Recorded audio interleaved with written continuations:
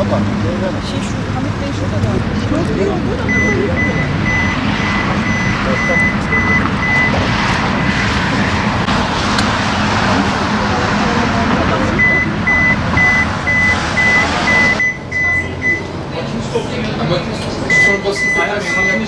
Ya şu sol var ya bak.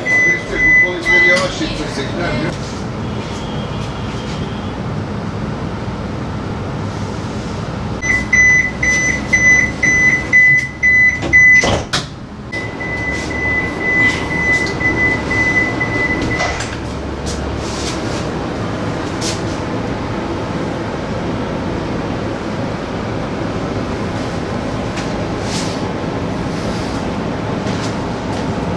Aracımız hareket etmek üzeredir. Fotoğraf için diyorsanız fotoğraf için yeterli olur.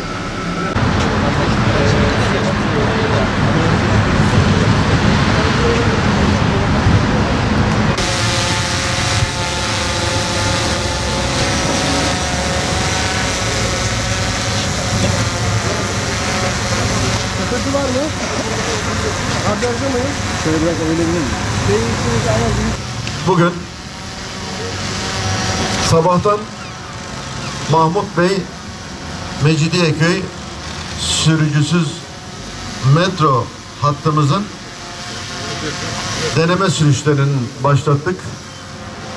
Şu anda yine raylı sistemlerimizden Eminönü Ali Beyköy tramvay hattımızın geçen hafta raylara inen ilk aracından sonra bu hafta ikinci aracımızı indirip burada da test sürüşlerini başlatmak için buradayız. Hepiniz hoş geldiniz diyoruz. Bu hattımız Eminönü Ali Beyköy tramvay hattı, toplamda 10,1 kilometre raylı sistem hattımız. Haliç bir bitmek üzere bir bataklığa dönüşmüş haldeyken Sayın Cumhurbaşkanımız 1994 yılında belediye başkanı olduktan sonra Haliç'imizi kurtardı. Tekrar altın boynumuzu İstanbul'umuza, İstanbullularımıza kazandırmış oldu. Biz de Haliç'imizin, bu güzel Haliç'imizin etrafından Fatih ve Eyüp ilçelerimizi boydan boya dolaşacak bu raylı sistemimizi inşa ederek inşallah Haliç'imizin güzelliğine bir güzellik daha katmış olacağız. İstanbul için Eyüp ve Fatih ilçelerimiz İstanbul'un tarihi güzellikte ilçelerimiz. Bu hat üzerinde tarih var. Bu hat üzerinde İstanbul'un güzelliği var. Bu hat üzerinde tarihi eserler var. Bu hat üzerinde manevi değeri yüksek Eyüp Sultan Hazretlerinin mezarı var. İnşallah bu hat o manada sadece bir ulaşım hattı değil, İstanbul'a gezmek için, İstanbul'a görmek için gelenler için de bir kolaylık olacak.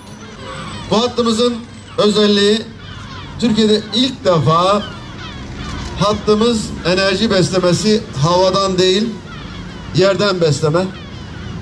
Yani bu hattımızda tarihi alanlardan geçerken görüntü kirliliği oluşturmama adına hiçbir direk yok gördüğünüz gibi. İlk defa Türkiye'de böyle bir hat. Yine bu hattımız üzerinde işleyecek olan araçlarımız yerli, milli araçlar.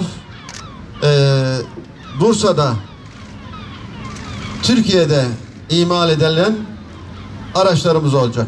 Bu hattımızla birlikte sabahtan deneme sürüşlerine başladığımız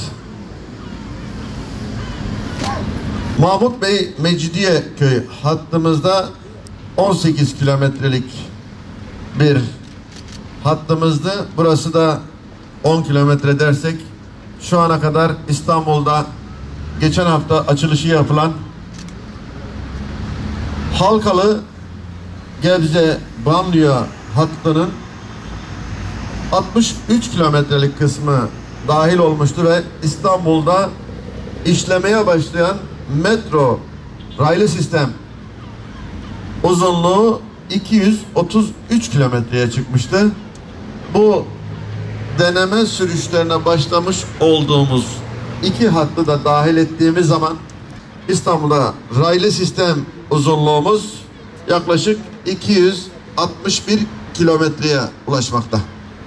İnşallah bu hatlarımızın test sürüşleri hızlı bir şekilde biter ve halkımızı hizmetine girer ve kullanımda olan raylı sistemlerimizde 261 kilometreye en kısa zamanda kavuşur diyoruz.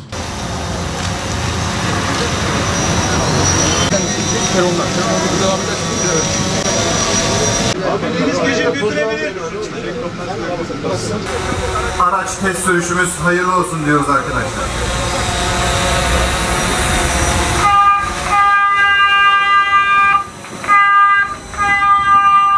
Arkadaşlar araç